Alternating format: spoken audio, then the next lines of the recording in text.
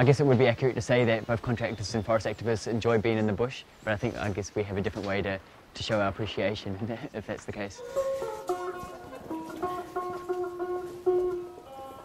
So, welcome to Camp Florentine. It's the usual smoky fire that we get in the rainforest out here.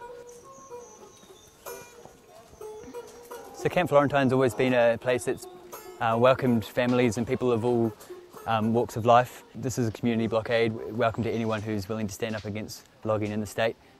My name's Dylan Grimwood. I'm 24 years old. I'm an active member of Still Wild, Still Threatened, and I've been coming to this blockade on and off for the last 3 years.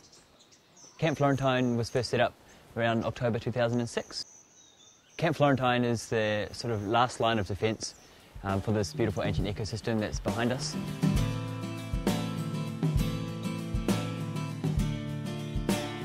There's been 3 major busts, the most recent being January 2009 and May 2009. Basically they move everything out here, but more than they're moving our blockade out, what is really heartbreaking is the fact that they're coming through to destroy more of this ancient ecosystem that's behind us.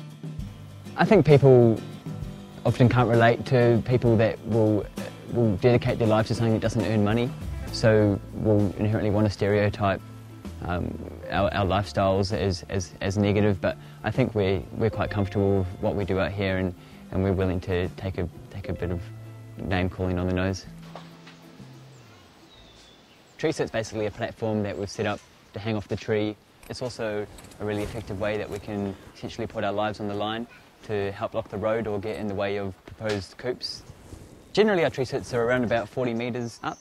It's nice to be that close to nature and sort of be a part of the power of this place. In May, police chopped this one down. This tree's probably about 500 years old and was cut down even though it's not in a coop. They just make a habit of doing that just to discourage us and to potentially try to hurt us. Obviously we have a connection with these trees that we've lived in for some time. I believe it's a common misconception that we won't stop until the last chainsaw stops. I don't see the conflict we have here as a war. I think that's something that the media has played on to sell newspapers.